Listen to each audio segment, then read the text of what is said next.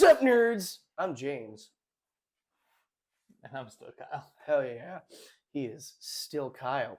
So, here in Las Vegas, we have a lovely event called the Level Up Expo that I have had the fortune of going to for the past 2 days, and someone didn't go to because he wasn't paying attention. Yeah, correct.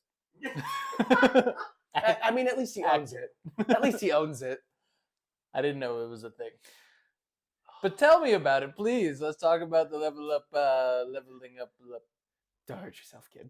So, the Level Up Expo is an event where you have a bunch of different artists, a bunch of different gaming tournaments, and a bunch of different exhibitors come together for essentially a convention. And it's evolved a lot over its time here in Las Vegas. Now you see a lot more anime-based stuff, as they had like a whole Crunchyroll exhibit, but it still does have gaming booths, as they had like an Alienware booth. They have gaming tournament. They had Street Fighter, Guilty Gear, Smash Bros.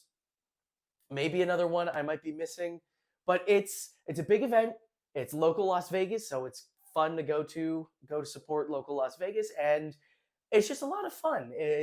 All things nerd, more our direction. So what'd you learn? I learned a lot, which is to say, my feet hurt. I forgot. It's I'm not invincible. That was a hard one, but it was a lot of fun to go, hang out, explore. It's definitely a convention that is a lot more open to everybody, even if it's just local, because I found people dressed as Batman, like Lethal Company characters, Helldivers. I ran into people cosplayed as Cloud, like Genshin Impact, and that was just video games. There were, and I mean, Batman, he does other stuff. He had people as like anime characters. I mean, I went as Denji from Chainsaw Man, so that was fun. And it's everybody can dress as anything they want, and nobody really bats an eye. And it's a lot of fun to go walk around, see things, and have fun. And I will say, sorry, I just remembered, they also do this fun thing called Side Quest. I don't know how long they've been doing it, but it's a fun little thing where you're given a task to go do, and it's like, go take a picture with this character, or go do this thing. Like, one of the things I had to do was recreate a classic meme. And it was so much fun to go around and have this social element to the convention that I don't think is really there a lot of the time. Okay. Awesome. Sounds like you had an amazing time. Yeah, you should have been there. I know. So, really jealous that I didn't make it. But you mentioned the Crunchyroll booth and all these type of things. Was there anything shown off at these booths that you would like to, share with the class, or you just want to tease me with this, Well, I will say, the one thing that does suck about a convention is that sometimes the prices are marked up to high hell. Fair. I went to a booth, and I'm not going to say names, partially because I don't remember the names, but when you mark up a copy of Final Fantasy IX on the PS1 to $350 when I could buy it for $30. Was it sealed? No. It's your choice is your choice, but hey, that's maybe a little overpriced. Anyways, it's definitely still a convention that's growing. So a lot of the booths there, it's touch and go how developed they are. It's definitely a cosplayer convention. They sell a lot more art or accessories for characters than they do like fun stuff. I don't know how else to say it. Did have a lot of card game exhibits. It's a mix of everything. And it's a smaller convention, so it's not always as well developed, but it's still a lot of fun to go and hang out and see all these wonderful dressed up people. It's pretty cool who they've gotten to come. Again, Alienware. They had, like I said, Crunchyroll.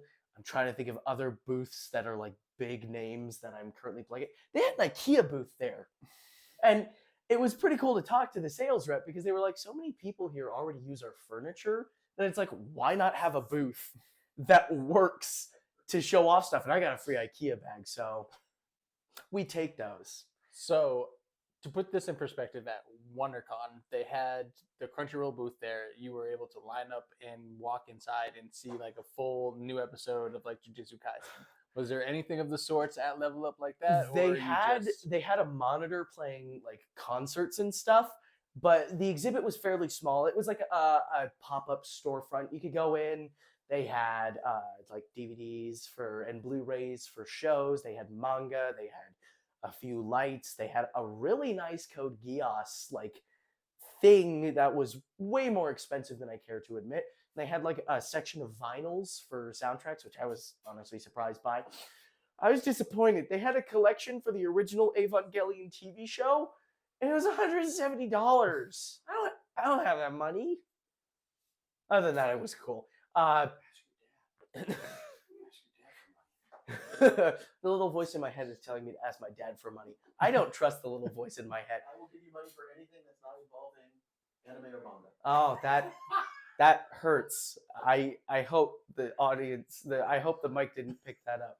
Anyways, but it was also really nice because I want to give a shout out to a lot of the artists who were there.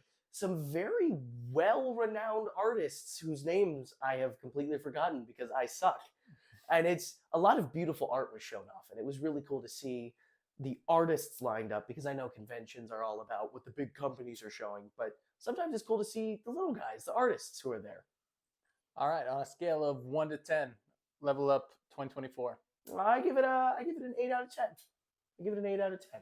Definitely come a long way since my father and I went back when they were at Cashman Field here in Vegas, and it was a small little thing. So it's cool to see their growth, and I am excited to see how much they'll grow even more. 2025, we'll see you there.